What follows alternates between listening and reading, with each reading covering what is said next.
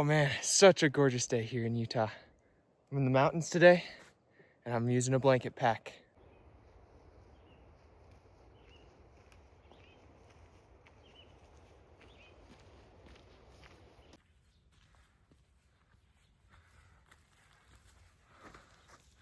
My pack's falling apart. This shoulder strap's starting to fall off. Part of the fun of it, I guess. Luckily, it's just knots. I can just tie it back up.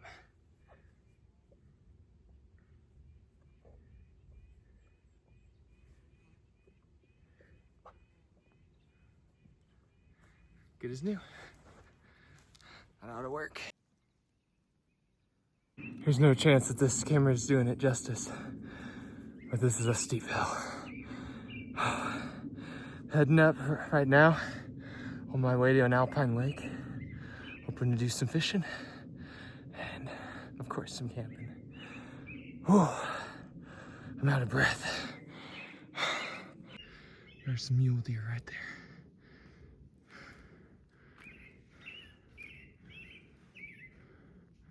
There they go.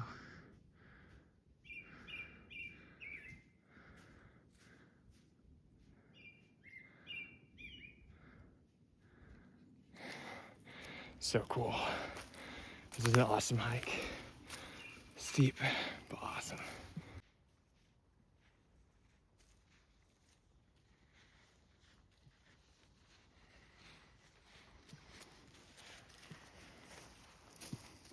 This here is a plant called Oregon grape. You can see the beautiful flowers here. Eventually, in the further into the summer, those will have kind of more of a grape on them instead of a flower. Yeah, it's got this beautiful reddish and greenish leaf with some serrated edges on it. Pretty cool edible out here. Looks like we've got a burn scar here. You can see the scorched trees and all these dead trees, even up over there. Makes me wonder if there's a wildfire that came through here. I think it's been quite a bit, but this is not a good spot to camp. One, because everything's still dead and dry and you don't want to catch it on fire and start another forest fire. But two, all these trees could potentially fall down in a windstorm. So I'm going up there, hopefully out of the way of these trees. We'll find out when we get there. Now you might be wondering, all right, modern packs, they've got fancy hip belts, they've got breathable back panels, they've got all kinds of research and design. Why in the world would you use a blanket pack like this? The first reason, simplicity. I can roll up all my gear into this simple design. The other, it kind of shows you that you don't need the fanciest gear. So it's nice to go out with this stuff sometimes and test yourself, but also see how effective it is. You know, if I was carrying my backpack up here, I honestly think it would be just as exhausting for me. I don't feel like there's anything with the setup that I have right now that is wearing more or even less than if I had a normal backpack. Now, one thing that is adding to that is I do have this fanny pack underneath here. And what that does is, you can see, I can fit my hand through. So by putting the blanket pack behind my fanny pack, it allows me to have a breathable back panel. Now, if I want to raise it up and set it on top, it lets the top of my back breathe, and it's sitting on my fanny pack. And so that allows me to use it like a hip belt, and I can just shuffle between those two and get all of the same benefits. My back is actually surprisingly dry. There's obviously a little bit of moisture. There's always going to be that with hiking, but it's pretty impressive what simple gear can do. And this tarp was not very expensive. It was a cheap one from Harbor Freight. It works great. It's very durable. And I can't say I'm upset about the green pillar.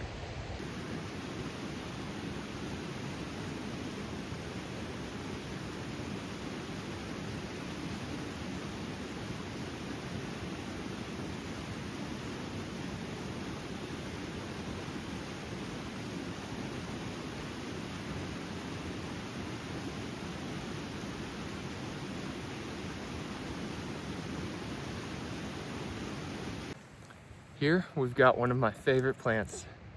This is mullein. These leaves can be used as a tea, and they help get rid of flu-like symptoms. And this stalk is a great stalk for hand drill, bow drill, and even you can even use it for fire plow. Just a useful friction fire plant. It loves these disturbed areas. In fact, you can actually see one right there behind me. It's very faint there. But they love this kind of rocky soil near these burn scars.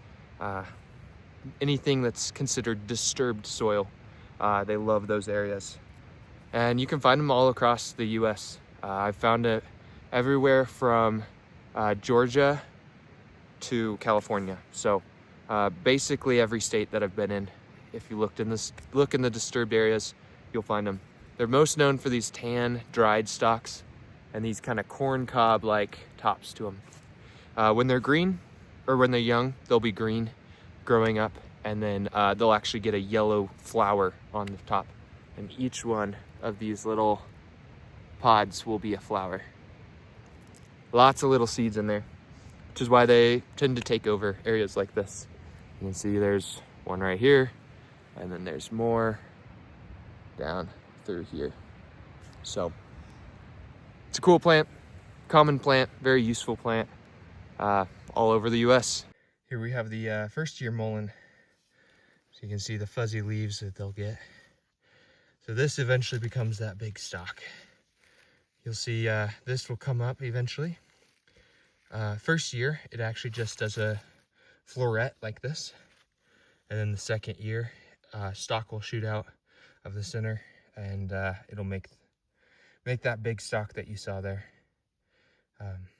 They kind of do an every other year cycle of both of those and seed out. You can tell by how soft it is. This actually makes a phenomenal toilet paper. Best toilet paper out here. This nice central vein makes it very sturdy and strong, and then this fuzziness makes it softer than Charmin. So take that, big toilet paper. We've got our own out here.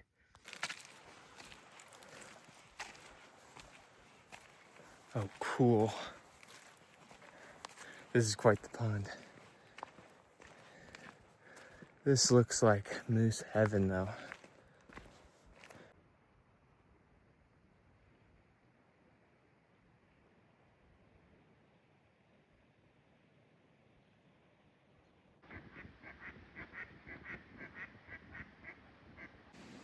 I was looking for a place to sleep. I've got burn scar behind me, so I wanted to avoid that.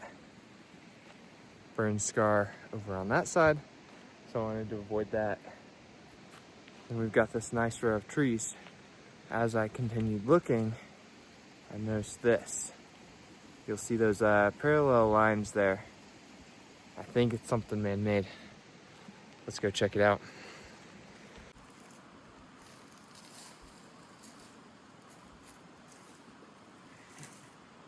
I would say we found someone's camp. All right, I think this ought to be a good spot for the bed. I think that's what whoever put these logs here was using it for before. So now, it's time to take this bad boy off. You can see how the straps on it slide back and forth really easily. All I have to do is untie it.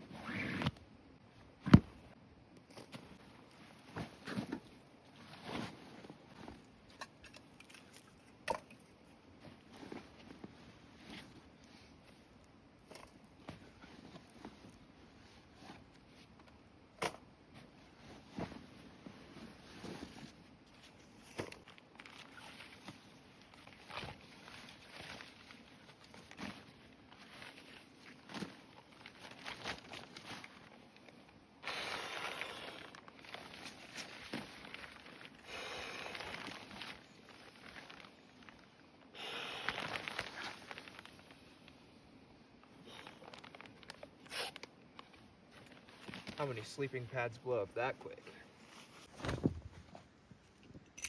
Let's go fishing. All right. This looks like the easiest place to try fishing.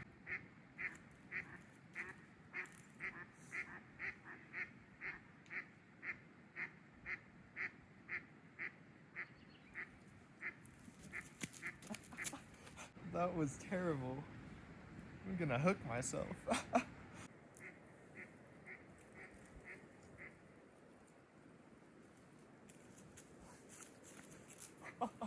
Yeah, this is not working.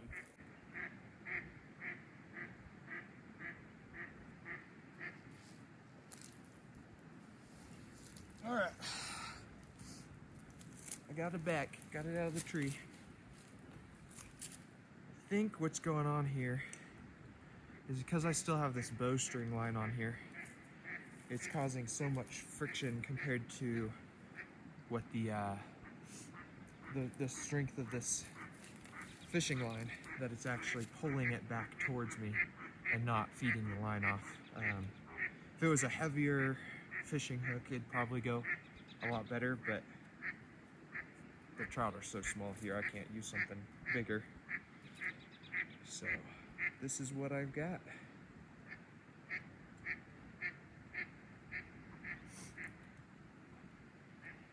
Epic fail, but you live and you learn. All right, well, fishing didn't work very well. So I'm probably just gonna spend the rest of this evening eating the snacks that I've got and just kind of seeing what I can see. There might be a storm rolling in, I'm not quite sure, so we'll see how tonight goes. Worst case scenario, I'll hop in everything and huddle inside of my rain poncho to stay dry. We'll see how it goes. It'll be fun. All right, well, it's nice and dark, as you can see. I spent the last little bit of time there eating food, watching ducks, and apparently I'm close enough to the city that I was able to get cell service, so I got to call some people. That was just a lot of fun. It's been a nice evening, just relaxing and talking with people I love, enjoying nature. We've got a little bit of a cold front that's moving through, so it's making it a little bit chillier, but I think I've got enough layers and padding and stuff that'll be no big deal tonight. But yeah, ought to be a good one. Well, I'll see y'all in the morning.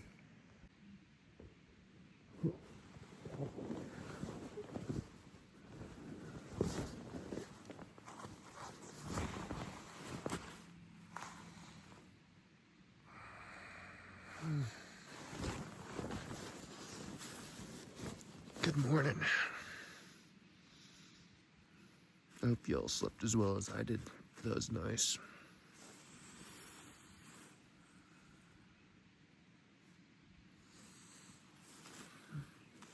It started to get a little bit windy. I don't actually know what time, but it started to get a little bit windy last night. And I just kind of pulled this tarp over me and tucked it underneath, and it worked so well. It's a nice pocket of heat inside.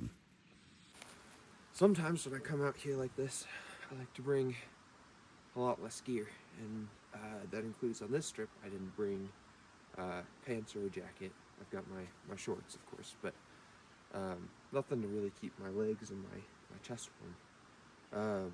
So I thought I'd show you how to make I believe it's called a capote. But basically it's a long wool blanket jacket thing. So there's two ways you can do this. You can either do it the length, like widthways, like this, where it's longer and you don't have as much on your legs, or you could do it the long way, where you have more protection on your legs. In fact, this size of wool blanket on me, it'll drag on the ground if I do that. So yeah, I'm just gonna do the widthways here. I really only need two things for this. I've got rope. You can use any rope. I just use my whatever cord I use for bow drill. I use for this.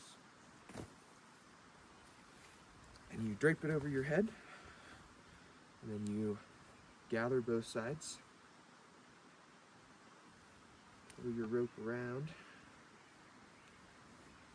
and for this you just do a simple square knot. So we go right over left, wrap it around, and then left over right. And then we're going to tidy it up, stick those corners down, and I even like to overlap them. So I'll pull one across,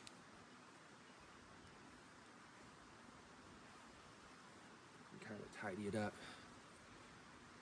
Pull this one down, in, and then we'll do the same on this other side. Pull this across.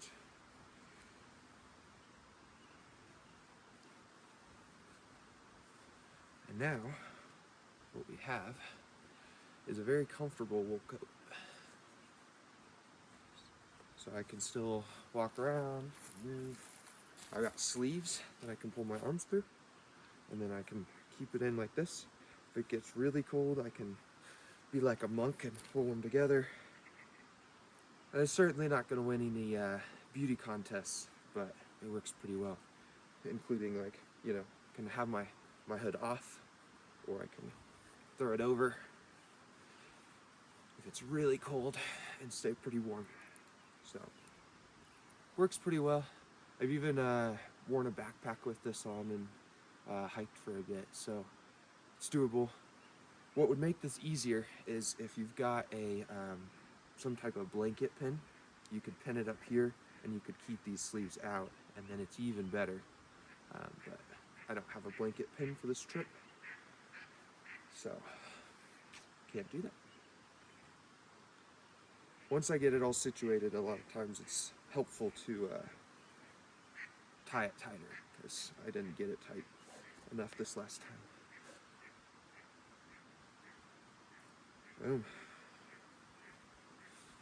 There we go. Now I've got a nice, cozy blanket. And if I get very warm, I can even just throw it off and let it drape. And then I have a dress, I guess. Or a skirt. Yeah.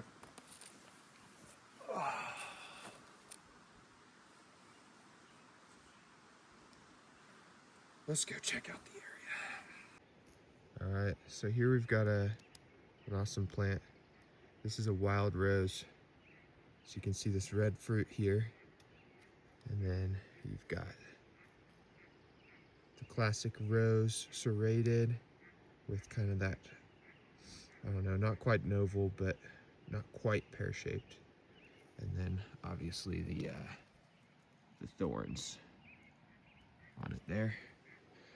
So a lot of people don't know this, but rose is actually a really good source of vitamin C. So these rose hips are very high in vitamin C. Obviously they're pretty dried out right now, but when they're first fruiting, they're a pretty good source, and they're delicious. They're just like anything else with vitamin C. They've got a lot of flavor and are really enjoyable. Oh, we got a deer rub. Something's been rubbing their antlers on that. We got this one here, where they rub on there, and then that. Deer and elk and moose will do that to try to get the velvet off of their antlers. It's very swampy here. See all that cattail? Fun fact, cattail is actually a very good wild edible. So you can eat, technically you can eat the whole plant, but if you've ever tried it, you don't want to. The leaves get a lot less enjoyable. But the tubers you can bake and just cook them on the coals of a fire, and it works really well. And then the this water's cold. And then the stalk, right where it meets the base of it, is kind of a spongy texture. but it tastes just fine. It's not, it feels like wet cardboard, but it doesn't have a bad taste to it. And it's very high in carbohydrates. And then at the top, when they've got that corn cob looking thing on the top, or like corn dog looking thing, before it hits that stage where it just turns into white fluff, you can actually cook them up and roast them. You want them still green though. And then above that, the cattail are interesting because they've got both the male and female part. So the female is what turns into that kind of corn dog looking stalk on the top. I'm not seeing any of these that have it, but it's kind of that brown classic cattail look that you think of. And then above that, it'll actually stick out another shoot, and that'll have kind of this yellow pollen on it. And as the wind blows, it'll filter down to itself and to other cattails, causing cross-pollination, but also it can pollinate itself. And so that's why a cattail can, you know, take over an entire area like this. As far back as you can see there is all cattail. But yeah, super useful, super delicious. Really, really high in water too, because they often like water areas. There was one trip I went on where I was really in a lot of pain for water. Probably the most dehydrated I've ever been. And found some cattail, and I was really, really grateful for it. I was able to, I didn't have any good sources of water, and the water where the cattail was didn't look very appetizing or healthy to drink. And so I wasn't ready to do that yet, but I was able to eat on some of the cattail that it kind of filters the water. And I was able to eat on some of that, and it was much better, and I think really kept me from getting in a bad place there. Oh, walking through all this swampy water with the cattails, and it's cold. Believe it or not, it's very cold.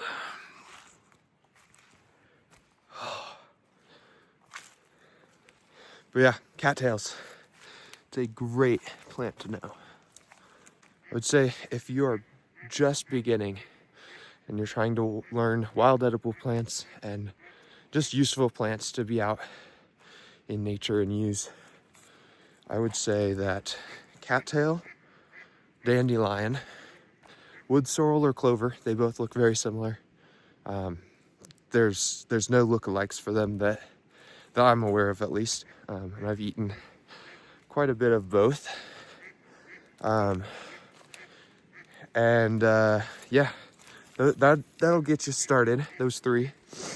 Past that, mullein is a good one to learn for kind of more of a wild medicinal plant. And then, yeah, I would say then start learning trees. So you've got really good food producers like pinyon pines, where you can eat the pine nuts, like acorns. I think most people know what oaks look like, but they never tried harvesting the acorns. And so that's probably your best bet to start out if you want to learn those. It's breakfast time. I brought some ash cakes and oatmeal, but I don't know, kind of enjoying just trying without a fire today. So I think I'm just gonna go without and just eat my beef jerky and trail mix. I'm not really that hungry, but it's cold enough that I think I should probably eat to help maintain my temperature.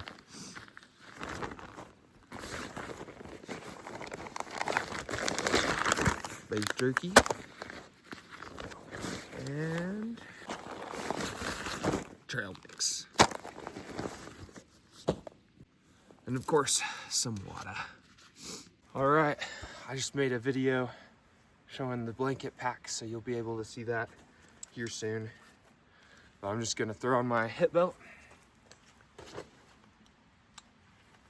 or my fanny pack.